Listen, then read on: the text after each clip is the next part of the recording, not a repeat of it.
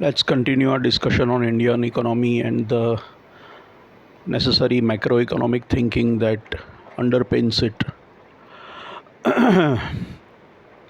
Generally, there is still, because of the various factors like collapse of the Soviet Union and then India's own success with liberalization, privatization, globalization in the 90s,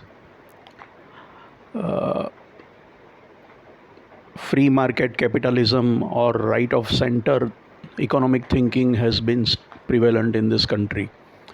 And there was a time when I was also of the same opinion. Somebody says that when you are young and idealistic, you are likely to be a socialist, otherwise, you don't have a heart. And when you are mature and an adult and all that, if you have not started thinking like a capitalist, then you don't have a head. I've been through both the phases, and now I am not so sure about. I started out as a left-leaning guy, then I also became, because of the 90s experiment experience, I also started believing in American style economic thinking. And now I have again come back to the conclusion that maybe that's not going to cut it or work in our interest as far as India is concerned. So, because of several reasons, as I said, the USSR had a different story. Peasants were oppressed, and there was a revolution, and the Romanov family, the Tsars, were overthrown. China also went through the same thing, oppression by the peasants from the ruling classes, aristocracy in Russia, and all that. We didn't have that, so we didn't go through that process. America also didn't go through that process. America is a young country compared to India. Young in terms of it is a younger civilization. America was discovered much later, and Indian civilization is quite old. So it's a younger country, lots of natural resources, and a lot of area and very little population. India is an old civilization and a massive amount of population, highest in the world now. So the story is a bit different. Secondly, the way US developed, they didn't go through this process of revolution. So the government never became that important in the economic affairs, whereas in China and USSR and China, the government became a major force because there was a revolution, and then a different kind of government came into power. So the political system and the economic systems were different. India didn't go through that, and America also didn't go through that. And in America, private sector played a bigger role from the very beginning. Secondly, so they were never, and they did pretty well for themselves. Low population, young country, reasonable resources, and then the whole science and technology development, scientific and technological development that happened in the West. They were the leaders and pioneers. The industrial revolution, the scientific revolution, the technological revolution, innovation, entrepreneurship, all that happened on a much bigger scale in the Western countries and in the US, and they reaped major benefits. India didn't really get that much of an industrial revolution. When the industrial revolution happened, Britain was ruling us. So we didn't have that. And we have always lagged the West when it came to scientific and technological revolutions. The West is still superior to us when it comes to science and technology, whether it is weapons or electronics or anything of that sort. Whether it is the Western governments, Western universities, or Western entrepreneurs, or Western companies, they have always been ahead. The kind of money that is spent on research and development in the West compared to what we do, I mean, they are far ahead, and they have discovered and invented many new things, and we have not been able to do that. and we say we don't have resources, but just look at it in even in terms of budget. Let's not look at absolute numbers. Some Indian company might say that we can't do R&D, and American companies can do R&D because they are bigger than us. But let's say the American company spends X percentage of its turnover on R&D. Is the Indian company at least spending the same percentage of its turnover on R&D? I think not. So we lag in R&D. So basically, because of that, we missed out on the industrial development part, the scientific and technological part, and that is why the West has stolen a march ahead of us in terms of economic development and prosperity, plus low population, plus not not that much poverty maybe to begin with.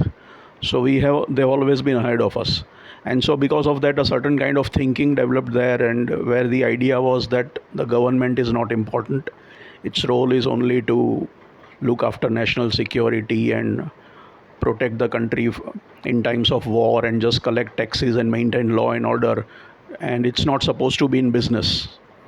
The government's business is not business. Business is supposed to be done by private sector, and everything is to be done by private sector. Government does not have any role to play in economy at all economic stuff is basically, economic activity is supposed to be the domain of the private sector.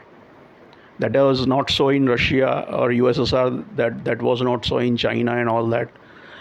And but we have still, we still have that feeling that yes, our job is our government should not be involved in any kind of business. So there is a lot of emphasis on private sector in the West, and we have sort of copied that thing. And in our thinking also, we talk of minimum government and maximum governance, and the business of government is not to be in business, but it should be the private sector's job. So one of the major macroeconomic thinking is that the private sector is all important when it comes to economic development, and government doesn't have a role to play. Now that has worked in the West to some extent. Does it work in India? We'll talk about that. So the idea is keep the government out of business and economic activities. Government doesn't have any role to play. It just has to get out of the way. And supply side economics has been the thinking. Supply side economics means minimum regulations, rules and regulations. Let the private sector basically give them a free hand. Not too much of restrictions. Maybe reduce taxes on businesses. Give them cheap credit. US has very low interest rates compared to India. So give them cheap credit. Give them tax breaks. Businesses don't give them tax breaks, and kind of supply will create its own demand, sort of a thing, rather than the demand side economics that Keynes talked about, where if there is aggregate demand in the economy, if people have purchasing power, consumers and population has purchasing power, then the demand will pick up, and that's what will drive production of goods and services, and that's how the economy and the GDP will grow.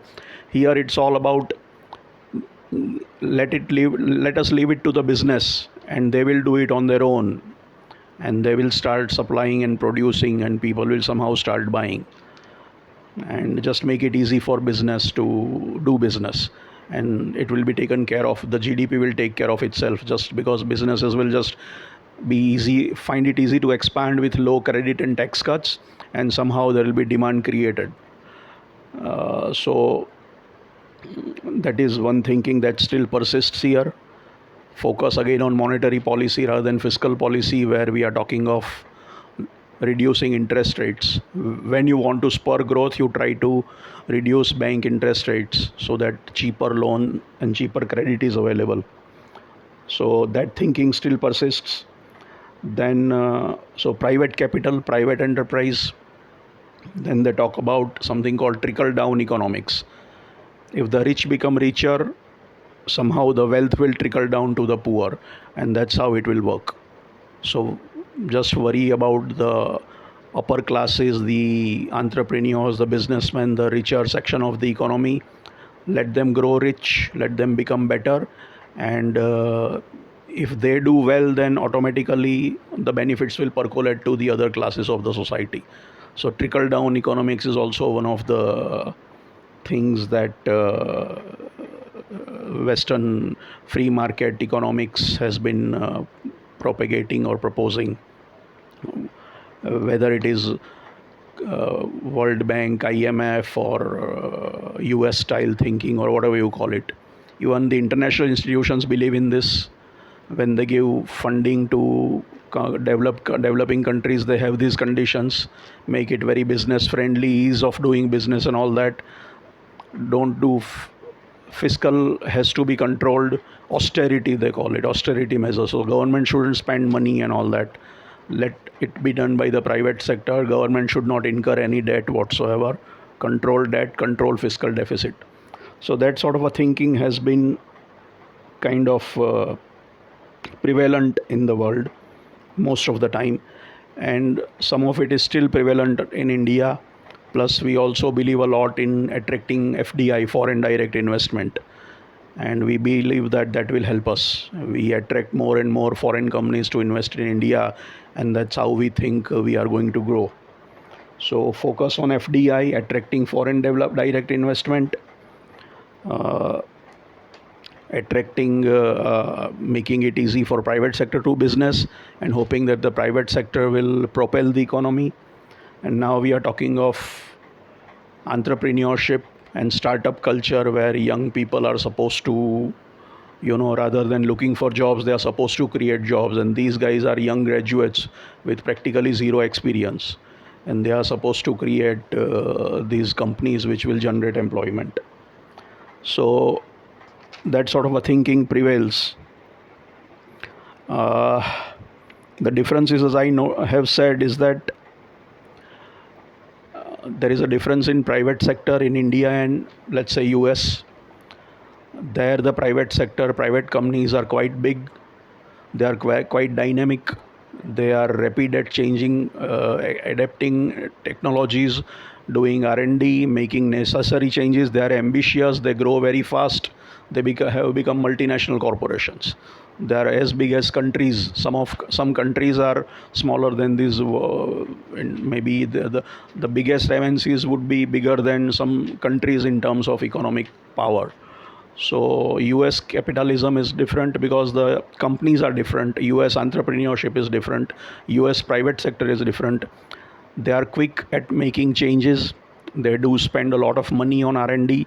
There is a lot of strong tie-up between tie-ups. There are strong tie-ups between the industry and the universities in US, where a lot of R&D happens in universities. Companies work closely with those universities and come out with new products and ideas. So a lot of innovation happens because a lot of expenditure happens by the companies and also by the universities. So even when people lose jobs, they quickly get jobs because the economy is very dynamic, very quick, very ambitious, grows big. Think of some simple product like Coca-Cola or McDonald's burger. With these simple products, they have become massive companies and gone all around the world, and that's available everywhere.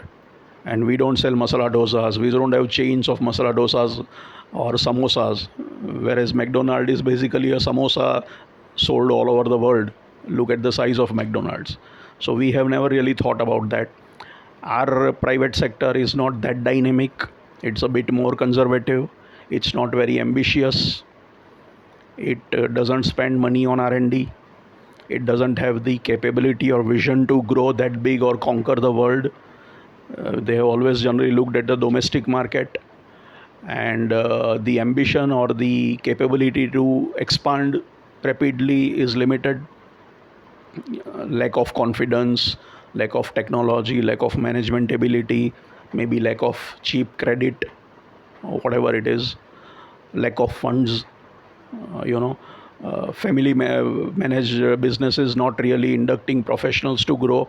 So very few Indian companies have become huge multinationals, like say against the American example. So that's a huge difference. And as I said, they have already been ahead of us in terms of science and technology. So they are already much ahead of us. So Indian private sector is different, smaller, not very dynamic, not very ambitious, not very big, not very growth oriented, not ready to spend money on certain areas where it can make a difference, like R&D and taking risks and growing fast because of social issues, or whatever it is, size issues, or somehow Indian companies becoming very large companies. You see some examples, but not too many. Simplest things like Coca-Cola and Pepsi and burger, not even high-tech products. These are simple consumer products. And even simple consumer companies have grown out of America to conquer the world. Then you, of course, have the Silicon Valley companies like Google and Amazon and Facebook.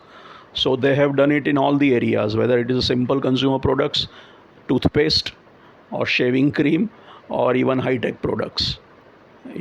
Everywhere they've got fantastic big corporations in information technology, in internet, in consumer products, in defense, in electronics, and everywhere.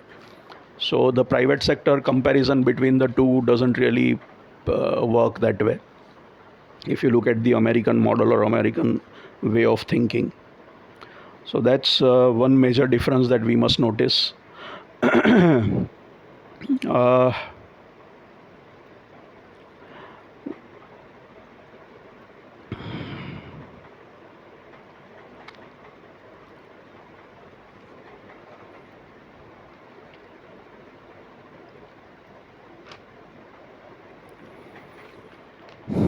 Then there is also the focus on manufacturing, which India still has rather than on services.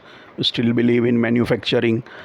Uh, Again, thinking that has not gone away. A lot of focus on manufacturing rather than services growth. So these are some of the uh, strands of thinking that permeate Indian economic or macroeconomic thinking. And that, I think, is the problem when it comes to solving issues which affect India. And the differences are stark. Private sector between US and India, say if you take example of US and India, the big difference in private sector, belief in FDI, willingness to, faith in FDI is again an Indian thinking, and that is what government taking a back seat, trying to let the private sector propel the economy, trying to let FDI help us in developing the economy. These are some of the things that characterize macroeconomic thinking in India, and I think that's a problem, and that would only take us so far. And if we want to go beyond that, we have to think differently, and we'll discuss about that part in the next session. Thank you.